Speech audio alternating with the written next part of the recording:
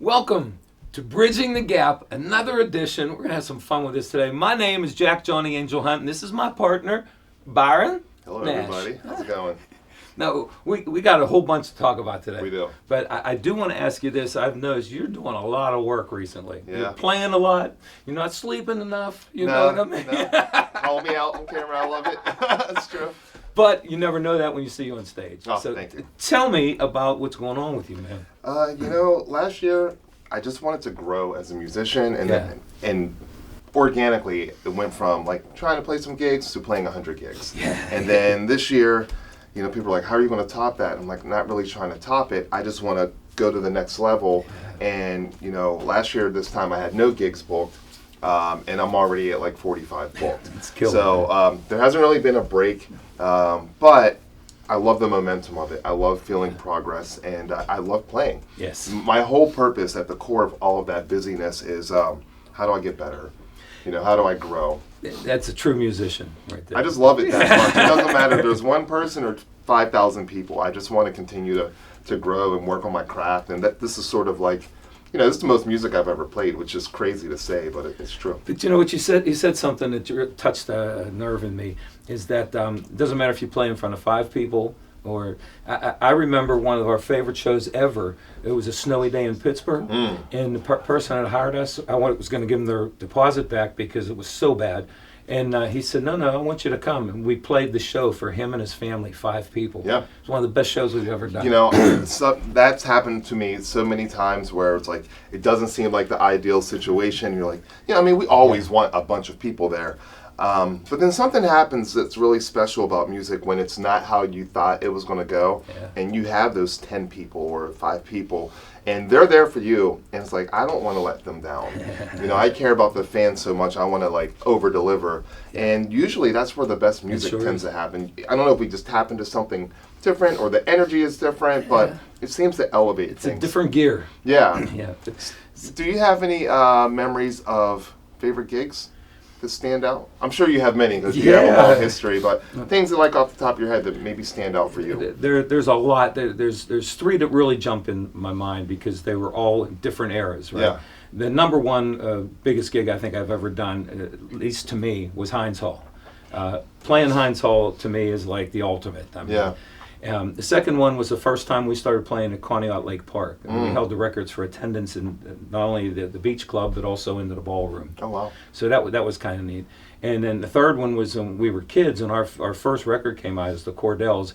Our first stopover was up in Erie, Pennsylvania at the Rainbow Gardens, which was, you've gone to an amusement park, but you never knew it. So they were great venues for me. How about you? Oh, man. Standout ones. One was last summer. I got to open up a friend of mine, Sierra Seller, who's a vocalist here in Pittsburgh.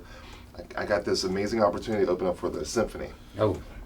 I was so nervous because it was this big stage, and I thought it was going to be like a regular size stage, but it was outdoors. And I got there, and it was massive. And just my high respect for the symphony and the musicianship, and then it's just us, this little duo. The stage was so high that I'm like, let's not go closer because you fall, we're going to get hurt. Yeah. But something about the prestige of it, and just I knew that the people who were there there to really hear the music, and how I never imagined that would be a possibility. So it kind of charged me up, saying, you know what, you can do whatever you want if you focus and believe. That was one. Another gig was I opened for. It was Busta Rhymes. My band, we played with Busta Rhymes on the Gateway Clipper. And it was a sold out show, and we're riding down the river, and it's packed, and it's sweaty, and it's funky, and it was just awesome. I'm like, how did I get here? And my last one was, and this one's sort of a tribute to my mom, was we opened for George Clinton in Parliament at Stage AE, and it was a sold out show. And I remember we were sound checking, and George Clinton kind of paused and leaned on my amp to listen to me play guitar, and it just freaked me right out. Absolutely. But that was one of my favorite shows. Speaking of George Clinton, yes, I've been listening to a lot of records. Oh yeah, I have my record of the week already prepped out. Well, let me tell you my record. You tell me first, because this is one of my all-time favorite entertainers, and it's the great Mary Wells. That's a great record. I have that one, actually. Oh, this is the live version. And Mary Wells set the stage for a lot of female artists, especially with Motown. Yeah. She was the first big star for Motown, female star. You know, the other ones were all groups, you know, the Marvelettes, the Martha Reeves, and the Vandellas, and so you have Mary Wells, who was like broke the ice. It was, you had a lot Marvin Gaye's of the world, and you know, but now you have a female doing that, right? And when the story with her was when she auditioned for Berry Gordy, he wanted a raspiness in her voice, which she don't need to do because she's great. Right? Yeah. He made her sing it like 17, 18 times, takes, until she had a raspiness in her voice. So when you listen to that record now and you hear Mary Wells on her first hit, you're going like, that's why it's raspy. They wanted that to bring that out of her. But she's a wonderful lady. It was a wonderful lady, and one of my heroes in soul music. And how about you? Oh, man. I'm totally geeking out right now. So this Parliament record scared the crap out of me as a kid. I was like 5 years old. I remember just staring at it, and this is what got me into music. Like, that's why that show was so important to me, because it was like my life came full circle. And I remember like staring at him. It just looked like this freak of like, what is going on, right? But this one doesn't have it, but there was really cool artwork and on the insert. And I remember I was just laying on the floor, just being a little kid, and my mom let me like touch her records because I cared about them, and I spilled orange juice on the cover, and I started crying. Like, one, I thought she was going to kill me, but also I was like upset that I had damaged the art. And that love and care for like my gear and my records, it started that young. But this was sort of like the first thing that made me just say like, what is this music? And you know, I mean, I probably shouldn't have been listening to half this stuff, but this was a huge inspiration, and it came full circle when I got to play for him. But also how I play. You know, a lot of times your influences come out and you don't realize it. You're like, oh wait, that is a big part of my playing, even if you don't hear it in it. And so that's why this is so impactful for me. It's a great one. Great one right there. So, boy, do we have a good guest for you today, guys. I'm looking forward to it. You want to give a little background? Oh, yeah. I've known this lady for quite some time, and I love what she does in Pittsburgh. I love her voice. And I'm talking about the one and only Miss Freddye. And we're going to have her up here in just a few seconds. All right, stay tuned, guys. Bridging the Gap. Jack in the Box. Hey, welcome to Jack in the Box. I'm here today with my buddy MC Hammer. Now let me tell you about MC Hammer. See, that's my standard joke, because when my kids were young, they were playing with the MC Hammer dolls, and I come home and I looked at the box, and what did I say to them? I said, "Who's McHammer?" And they went, "Come on, Dad, it's MC Hammer." So that's our standard joke with Rachel and Justin. But MC Hammer, think how hot he was. I mean, he was doing like cartoon stuff. He's now in commercials years and years later. He's still appearing as MC Hammer, right? But this is the MC Hammer doll, and back in the day, they used to package it with cassette tapes. There's actually a cassette tape of MC Hammer. Probably, just kidding you. Have some fun. Check out MC Hammer.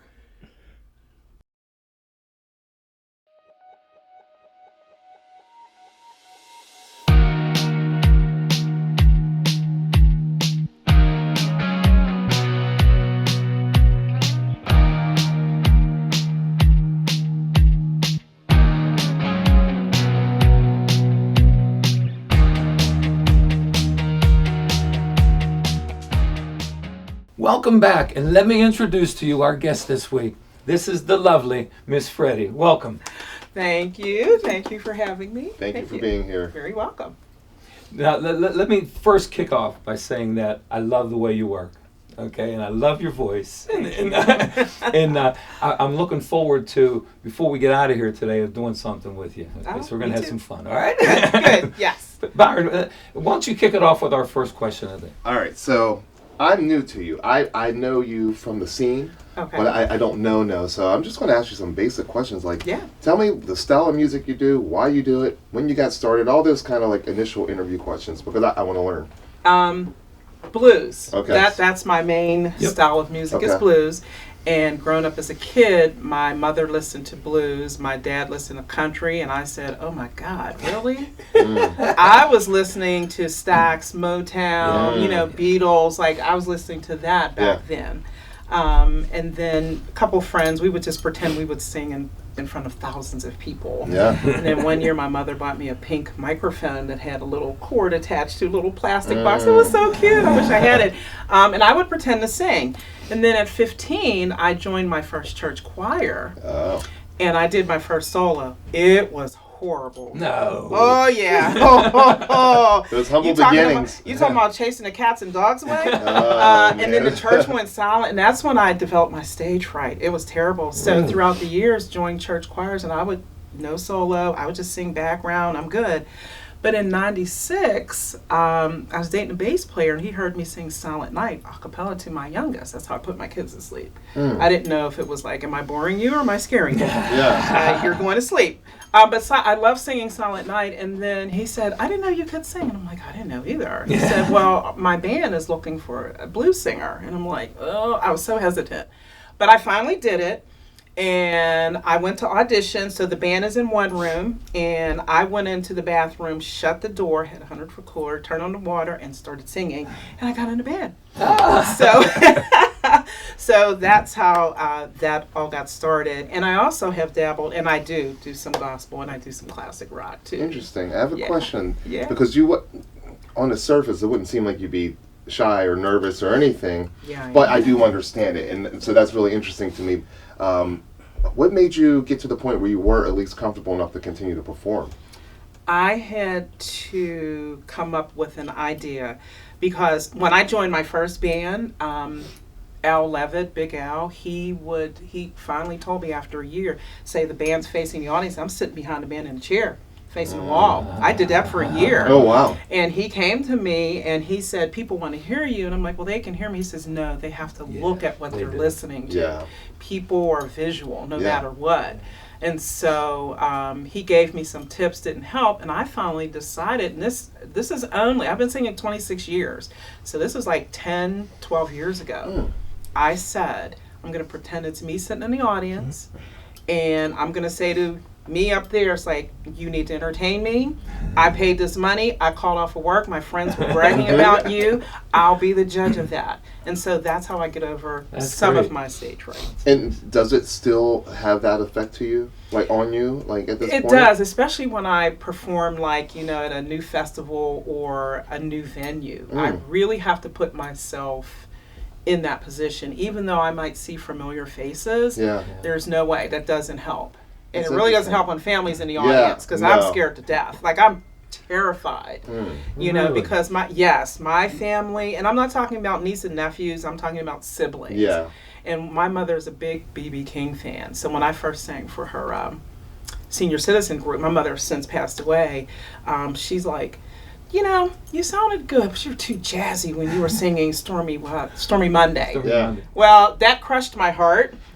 Oh, man. And I said, I got to go back. So I just started listening to more and more blues singers to get that growl, but make sure I don't lose a part of me. Interesting. So, yeah. It's funny because a lot of times being an artist, people assume because we're in front of people that it's easy and that it's natural, especially if you meet the person, like, I wouldn't get that from you. Yeah. But I relate to it because people are like, oh, you're not shy. I'm like, yeah, I'm shy. You should have seen me that first show, or last week. So I get it. I use it as a joke because people know me so well, and that I'm more comfortable in front of big audiences. You know? I've never been nervous ever on stage. I've never had a butterfly. I don't know what that feels like. So to break the ice with people, I'd always say, I'm doing this because I'm trying to overcome my shyness.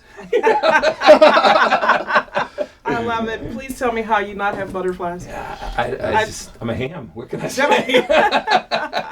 So coming from the church, tell me about, and then kind of transitioning into the blues singers, who were, some of the key people that you listened to that influenced you developing your style? So growing up, my mother had records pretty much of a lot of artists out there between blues and gospel. She loved Mahalia Jackson. She's my favorite. Yeah, mine she too. Absolutely, and Precious Lord was like my mother's thing. And I got to sing that at my mom's funeral too, Precious Lord. So, but blues, like listening to blues, B.B. King, I don't know if my mother had anybody else. I can't remember anybody else. But as I got older and appreciate the music that I was doing, my all hands down hero or heroine, however you want to say it, Coco Taylor. Oh, okay. Yeah. I absolutely love her. Yeah. She was, all the women out there, Etta James, Sarah Vaughan, Big Mama Thornton, they were Bessie Smith, they were all my heroes. But Coco Taylor was something about her. Yeah. And Big Al told me, you need to go listen to Coco Taylor. He said, because you remind me of her. She had the stage presence, she had the power, and she had the command. Everybody just kind of like had their game on when she was on stage. Yeah. And if it was rehearsed, you couldn't tell. Yeah. If somebody was making a mistake, you couldn't tell because it's like, no, we got to make this woman, we got to back her. Yeah. That's awesome. Yeah. I was thinking about it, some people have asked me things about like the challenges. What has it been like, being a woman in music? The business is already hard. Right. What are some of the things you've experienced trying to pave your way? It's very hard because I am the leader of 3 bands. And I love being the leader of 3 bands, but I'm the only female out of the 3 bands. Wow. But the challenge is when I first started off, when I moved to go on my own in 2002, 2003, I had no clues what to do as far as booking the shows, getting my name out there, had no clue. So to get the gigs, I would go sing a cappella. People knew of me because being in Big Al's band, blues music was. Yeah. So I had to kind of use that, but it's still a challenge to this day. Now some people know of me, and what's really funny about all that, so I'm the manager, I'm the booking agent, I'm the one advertising, and so who do they give the money to? One of the guys in the band, really. Wow. And that was both bands when I had the 2 bands before the 3rd band. And then the guys, I didn't have to tell them. They said, she's the boss, you need to give her the money. And some of the club owners, they have the deer in the headlight look. Yeah, absolutely. And it didn't matter because I'm a black woman. It was the fact that I was a woman. Wow. Yeah. And to be managing men in music. Yeah. You're probably like the assistant manager or something. Right. But it's been a challenge, but I've accepted that challenge. Yeah. And I don't let it make me, somebody who's angry. I just don't do that because that's not why I do music. Yeah, that's right. I do music because, number one, I'm trying to reach somebody's spirit, somebody's heart, somebody's soul, somebody's being. I love that. Whether it's one person or 1,000 people out there, it doesn't matter. I need to reach you because you've got something going on that we all don't know about. Yeah. So you need to be made feel good for that moment. Yeah. And then secondly, I've made myself approachable. Yeah. And a lot of people, and I have some friends in music that they're not approachable, and I get that. Yeah. I do understand it to a point, but me, it's just different for me. Yeah. So I'm trying to break that gap. Yeah. That yes, it is still hard for a woman, and it's still hard for me. It really is. I can only imagine. I'm trying to learn what to do, but I've learned so much. And it's from men. Yeah. But it's okay because I don't have a problem with that. Okay. Because I knew when I took on the job being responsible for my bandmates, this is what I'm going to have to go through. So yeah. Wow, that's powerful. Real quick, one solid piece of advice for an up and coming young lady who wants to be in music and lead her own way. Oh wow. Just one. Just one. Mm-hmm. I like the way he sounds like my dad. He's like, okay, yeah, may you rest in peace. I love you, Dad. Wherever you're at, hanging out right now, yeah. But seriously, one piece of advice I would say: never lose yourself. Yeah. Yes. Remember why you were doing this in the first place. Yeah. But don't lose yourself. You're going to be reinvented, physically, probably spiritually and mentally, but never, ever lose you, the person. I love that. Because if you lose yourself, you're done. Absolutely. You're gone. Yeah. You're going to burn out in 5 years or maybe less or in 20 years. Mm-hmm. And you're not going to know who you are. And so that's another conversation. But yes. Thank you for that. Yeah. So, Jack, you want to hit him with the... Yeah, we do have something at the end of all of our interviews. We like to do something old, something new, something treasured, something true. Ooh. And we're going to hit you with them, okay? So rapid fire. Okay. I like to stay. I like Okay. to break the ice by saying I'll do something old because I'm old. So we're going to do this thing. We're going to switch it up one time. Confuse everybody. Got to tell the truth, you know. You're like, what, 50? Oh, God bless you.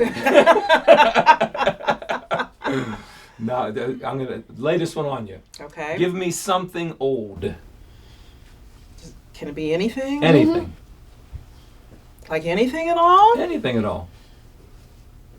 Person, place, thing? Just something that Anything. means something to you. Uh-oh, Yeah. thanks. Okay, now I'm giving away my age. Westview Park. Ooh, yes. I remember going to Westview Park a couple times with some friends, and I actually live towards that way now, and I couldn't believe that used to be Westview Park. Oh, yeah. I had some good times there with some friends. Sure does. Yeah. I like that answer. Yeah, Westview Park. Something new. Something new. Oh, there's a Piatas in North Hills. At work, we order from Piatas sometimes. Yeah. And the Wednesday in clinic, we ordered from Piatas. I'm like, oh, I had the best. I loved their carbonara. I had calamari in it. And I said, I'm going to try the grilled chicken. So yesterday, I'm driving through the Northway Mall, and I'm like, Piatas! I almost wrecked my car. I'm like, yeah, Piatas. And I'm texting my oldest. I'm like, Piatas is here. Guess what? And I text my coworker, and I said, Piatas. And he texts back. He's like, yeah, that's your dream come true. So that's the new thing for me. And something treasured. Something treasured. The memories from my parents. Yes. I always try to remember my parents when I'm doing a gig. Yeah. Always. Or if I'm doing an interview, that's my most treasured, because I'm going to tell you, growing up, I was hard-headed. I was stubborn. I thought I was all that in a bag of chips. Woo! I thought I knew everything, and when I turned 16, I thought I was grown. No, you wasn't. You don't have no job, no car. You still live with your mother. And so, being the oldest, my mother was very strict on me. And I didn't understand it until I started having my own family. And even now, I have a grandson, and my treasured is what my parents instilled in me. I love that. And lastly, something true. She's like, I want to let my secrets out of the bag. Wait a minute, something true. Something true. Oh gosh, fellas, that's kind of hard for me. Something true. I'm always very, very thankful for the people that support me in music, no matter who or what. And loyalty, that's my truth. I try to be loyal to my bandmates. That's nice. I've come across a couple mistakes I've made in the past, going through music with bandmates, and I've made a commitment. I will always be loyal to my bandmates, no matter what. I love that. Sweet. Awesome. So speaking of loyalty to this music, want to do a little bit of a little piece of music? Sure. All right. Guys, stay tuned. We will be back with Miss Freddie.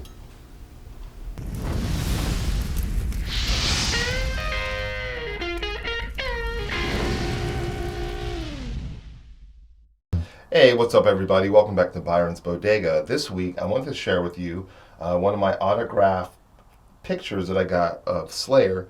So I met them, I think in 99 or so, 99, 2000. But this was from an old Guitar Player magazine that I had. But what's cool about it, one, it was one of the first times that I got to shoot Slayer, because I was a photographer for a magazine. But also, I got to meet them afterwards. I gave Kerry King pottery that I made. It wasn't pottery, it was ceramics. I made crazy masks. He was really into them. But the cool thing about Slayer and meeting them at that time was meeting Paul Bostoff, who was the drummer for the thrash band Forbidden. And I remember this kid came up to him and he was like, hey, you should check out my metal band. And he was like, oh, cool, man. You got a card? And the kid just froze, and everyone froze. And I think people were just shocked because he was so business, even though he was in Slayer. And that was like a valuable lesson for me, to always be in my game and to represent myself in a professional manner. And I just remember how it just sent like a shockwave amongst all the like headbangers in the crowd that he would say such a business thing. So ever since then, I've always had a card. I'm always ready to network and do those things. But this reminds me of not just like my love for heavy metal, but also how to stay on top of my business game. Miss Freddie performance and action. 2, 3, and.